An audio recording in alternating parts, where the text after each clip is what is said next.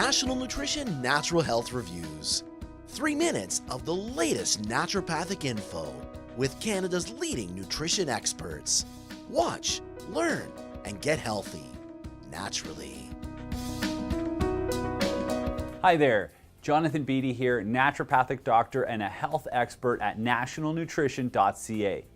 Healthy weight. Weight loss is one of the key concerns that people enter my office looking for assistance with. It's a multi-billion-dollar industry worldwide, yet many people struggle with it. Today, I'm going to take you through all the mysteries and all the misinformation and give you some practical, effective tips for helping you manage your weight. The first thing I want to get out of the way, calorie control.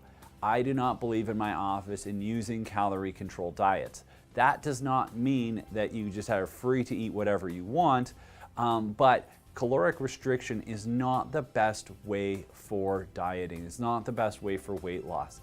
It is probably the biggest misconception about weight, especially considering so many businesses, so many diet programs use it. Does it work? Yes, but only temporarily, and here's why. If you're to cut, say, 500 calories a day, that's 3,500 calories a week. Metabolically, that's 1 pound of fat per week. So if you think about it, if you cut about 500 calories a day, that means in a year, you'll actually lose about 52 pounds. That's 1 pound per week. Somebody like me who's about 200 pounds, that means in 4 years, I'm going to disappear off the face of the earth. Now, we all know that if I cut 500 calories a day, that's not going to happen to me. There's a limit to how much your body can lose due to just, reduced caloric intake. What instead happens is your body realizes you're cutting your caloric intake. It looks at it and says, no, we've got to go into starvation mode. We've got to get more out of every single calorie this guy gives me. And so instead what happens is it lowers your metabolic rate, lowers your body's ability to actually burn fuel. It just ultimately results in fatigue, and all sorts of other problems. So this is why I'm not a big fan of caloric restrictive diets, because I find they don't work long term. Instead, what you get is the rebounding effect or the yo-yo diet effect. You lose weight, but you've lowered your basal metabolic rate. So as soon as you go to eat a normal amount of calories, you just skyrocket back, often beyond your original start weight. So that's probably the biggest myth. I don't believe in caloric control. Instead, some of the tips that I'll give my patients are these. 1, increase your fiber. Most people don't ingest enough fiber. My ideal form for this are, get lots of vegetables into your diet. Vegetables are essentially calorically neutral. Like they're basically, for the amount of calories in them, for what I call aerial portion vegetables anyway, the vegetables that grow above the ground, they basically don't count for calories. What they do provide, though, are a lot of nutrients, all the nutrients required to get your metabolism running optimally, but they also provide a lot of fiber. And that fiber slows the absorption of sugar into your system. It maintains your insulin balance. And the reason this is important is because as you develop insulin resistance from eating too many refined carbohydrates, too many sugars, that excessive insulin in your body then behaves like a growth hormone, specifically growing all of your fat cells. So this is one of the reasons why balanced blood sugar and actually increasing your fiber is very important for weight loss. Another thing that I really focus on in my patients is hydration. Drink lots of water. Many times our brains mistake being thirsty or being dehydrated for being hungry. And so it causes a lot of people to intake calories that they don't need because they're actually thirsty, but their brain mistakes it for hunger and they start ingesting unnecessary calories. And of course, the trouble with that is they're also not going to find that that satisfies their cravings. So they eat more and more until they actually drink a little bit of water. And that often suppresses the hunger reflex and makes you feel satiated for a little while. So increasing water intake can ensure you're only eating foods when your body actually needs them, which makes sure that your body's metabolism responds more appropriately to the foods you take in. So drinking water is very important. As well, eat lots of healthy fats. I know this probably sounds sacrilegious, eating more fat to lose weight. That being said, when you take in the right fats, your body can actually use them as fuel and use them primarily as fuel. And the more effectively your body uses fat as fuel, the more effectively it's going to burn the fats that you have. Those fatty deposits you're trying to get rid of for weight loss are going to be removed when your body uses them as fuel. Right now it's probably storing them, waiting for that opportunity to use them. The key is increasing your healthy fat intake to teach your body how to use fat as fuel more effectively, and these things can actually improve and allow you to lose weight, of all things. When it comes to that hydration factor, what I sometimes hear people say, oh, I don't like to drink water, or I need a nice warm drink because it's a cold winter's day. And of course, winter is usually that time where we become a little bit more sedentary. We start to put on weight a little bit more easily. What I often recommend is to drink green tea. Now, green tea has a variety of health benefits. It's been shown to help prevent cancer, cardiovascular disease, diabetes. There's a whole wide array of benefits that green tea provides.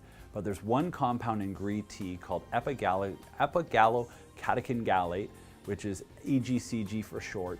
And what it's been actually shown to do is increase thermogenesis. What thermogenesis means is heat production.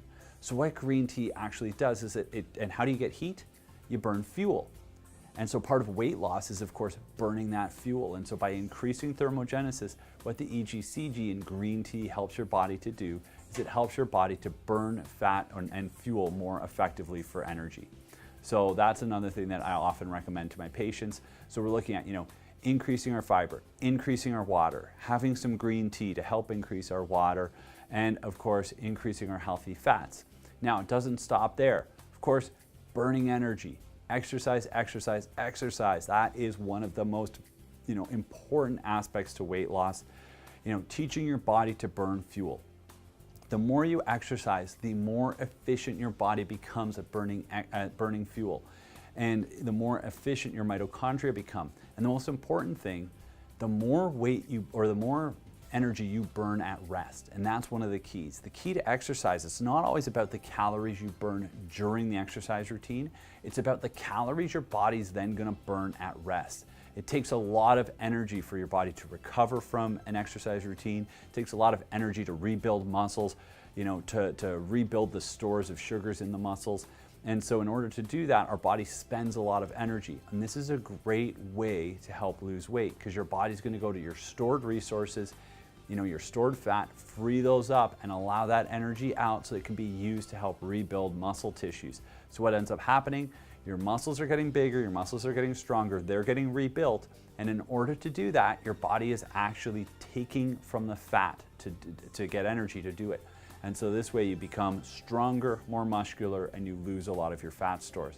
So very important way for managing weight. Okay, so we've got exercise down, we've got water, fiber, green tea, healthy fats. Watch your sugar intake. Yes, we talk about increasing fats. One of the biggest problems is taking in too many refined sugars, too much starch, but too many flours, too many sugar products. The reason behind that is it actually causes your blood sugar to spike faster than your insulin can respond. And your insulin response becomes abnormal. It becomes what we call insulin insensitivity. So your body produces more insulin than it needs. And insulin is a growth hormone, but what it ends up doing is it ends up as a growth hormone for fat. And this causes your body to deposit all that extra sugar in your fat cells, and basically you have bigger, stronger, healthier fat cells, and eventually you also start to create more fat cells, so it makes it harder to lose weight in the end. So reducing sugar is very important. Oftentimes when you see products labeled low fat, I just switch that right away in my brain. It translates as high sugar. Every time you see low fat, you gotta make stuff taste good, and fat tastes good to humans. So if you don't have enough fat in it, what else tastes good? Well, sugar does. So what we do often is, in a low-fat product, increase the sugar content, and it actually causes you to gain just as much weight, if not more, because ideally the good fats help your body to burn fuel more effectively. Other keys to weight loss: stress. Reduce the stress in your life. Okay, stress is a very common cause of weight gain, especially that spare tire, that abdominal weight gain. The reason behind it is your stress hormone cortisol impairs your body's insulin response. So it blocks your muscle's ability to respond to insulin, and it causes all the insulin to behave directly as a growth hormone on your fat cells. And so that stress actually leads to the development of that spare tire. It's protective. Your body can't differentiate stress from a fight with a spouse to a fight with a bear to starvation. All stressors are the same to your body. The response is the same. You get that cortisol spike, it blocks your insulin, and that leads to the development of basically fat growth. So it causes that obesity to occur, and specifically that spare tire. That's your stress weight. Now, part of managing stress, sleep. Getting adequate sleep. This is the time your body repairs. Repair takes a lot of energy. So if you have proper sleep, you get enough sleep, your body will actually burn the fuel more effectively. It will use energy to repair your tissues, improve mitochondrial function, improve metabolism, and adequate sleep is actually very, very important for weight loss. People think weight loss is all about being active.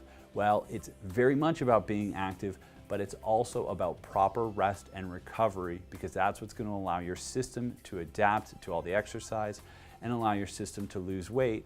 Plus, inadequate sleep behaves like a stressor. And as I just said, that causes that stress hormone to increase, which impairs your body's ability to lose weight. And then last but not least, the other thing that I always look at with weight loss, it's very common in Canada, is an underactive thyroid.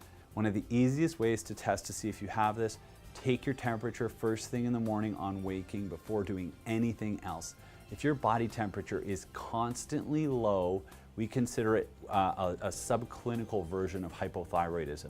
Basically, it's something called Wilson's temperature syndrome, where your thyroid is acting, or underacting for that matter, and your thyroid controls your metabolism. And so if your thyroid is not functioning optimally, that's going to impair your body's ability to lose weight. One of the reasons we see it so often in Canada is iodine deficiencies are incredibly prevalent here because our soil doesn't have a lot of iodine in it. So sometimes just supplementing with something like kelp or other seaweed products that naturally contain higher amounts of iodine can really help our thyroids to function properly. That helps our metabolism to function properly, and that aids in proper weight loss. So those are some tips you can use to help lose weight. I hope this video has helped you. I hope you understand a little bit about what you need to do to help lose weight. Check out more of our videos, subscribe, and if you have any questions or comments, please post them below. And always remember, knowledge is health.